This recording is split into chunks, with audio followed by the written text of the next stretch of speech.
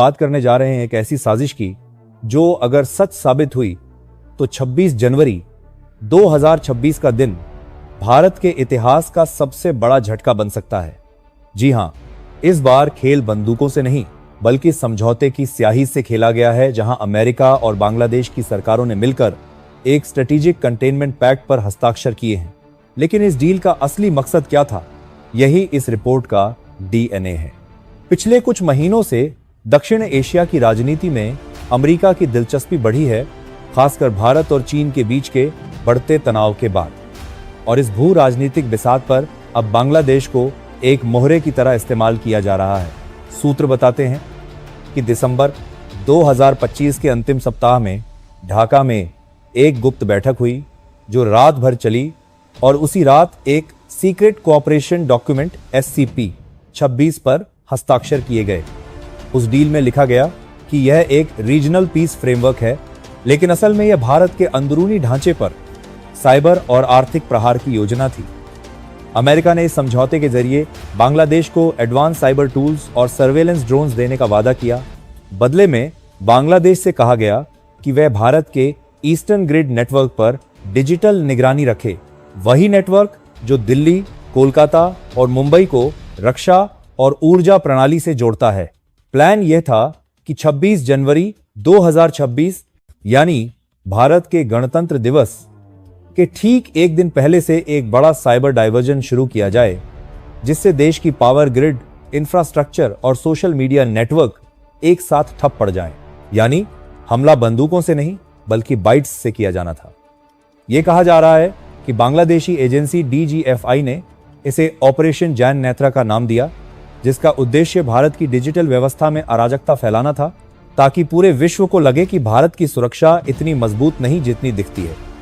विशेषज्ञों का कहना है कि अमेरिका का मकसद चीन को रोकने के बहाने भारत को भीतर से कमजोर करना था, क्योंकि हाल ही महीनों में भारत ने कई संवेदनशील रक्षा प्रोजेक्ट्स में आत्मनिर्भरता का रास्ता चुना है, जिससे वॉशिंगटन असहज हुआ।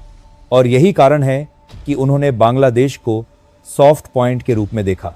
लेकिन दिलचस्प बात यह है कि यह साजिश सिर्फ दफ्तरों की फाइलों में नहीं बल्कि डेटा की दीवारों में भी लिख दी गई थी। जनवरी के पहले सप्ताह में भारत की साइबर इंटेलिजेंस यूनिट ने कोलकाता ग्रिड से जुड़े पश्चिमी बंगाल के सर्वर पर कुछ अनजान ट्रैफिक पैटर्न देखे, जिनके IP एड्रेस सीधे ढाका और वाशिंगटन से जुड़े पाए गए।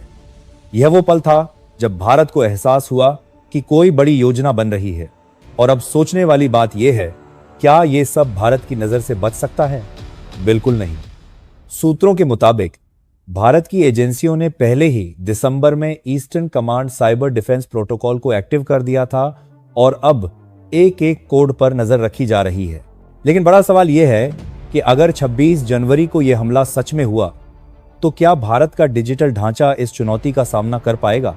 अब तक की रिपोर्ट्स कहती हैं कि बांग्लादेश को अमेरिका ने विशेष रूप से ट्रेन किया है कि कैसे बिजली ग्रिड, रेलवे नेटवर्क और डिफेंस सर्वर के बीच डेटा सिंक्रोनाइजेशन डिस्टॉर्ट किया जाए।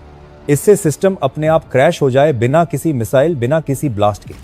यानी यह 21वीं सदी का नया युद्ध है, जहां गोली की जगह एल्गोरिदम चलेगा और बम की जगह कोड। सूत्र बताते हैं कि इस गुप्त समझौते का सबसे खतरनाक हिस्सा यह है कि इसे टेस्ट रन करने की तारीख खुद 26 जनवरी रखी गई है। यानी वही दिन जब भारत अपने गणतंत्र, अपनी सेना और अपने संविधान पर गर्व करता है। अब सवाल यही है, क्या यह बदला है? हाँ, बांग्लादेशी सूत्रों ने इस प्रोजेक्ट के ड्राफ्ट में एक लाइन लिखी थी, this is the revenge of humiliation 1971।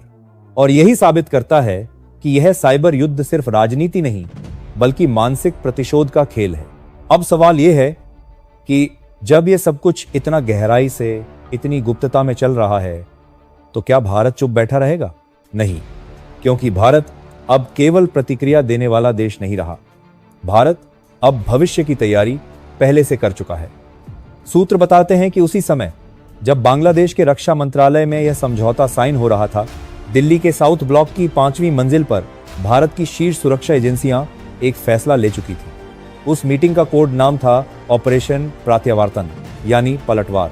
इस ऑपरेशन का लक्ष्य था न केवल इस साजिश का जवाब देना, बल्कि यह साबित करना कि भारत अब सिर्फ साइबर स्पेस का उपयोग करता नहीं बल्कि उसका सैनिक है। इस ऑपरेशन का पहला चरण शुरू हुआ जनवरी 2026 के पहले ही हफ्ते में, जब रॉ और एनटीआरओ ने मिलकर डिकॉय डिफेंस ग्रिड नाम का एक कृत्रिम नेटवर्क एक्टिवेट किया, जो भारत के असली इंफ्रास्ट्रक्चर जैसा दिखता है, लेकिन असल में यह दुश्मन के लिए एक जाल है। यही वह धोखे की दीवार है जिसमें बांग्लादेश की एजेंसियां फंसने वाली हैं।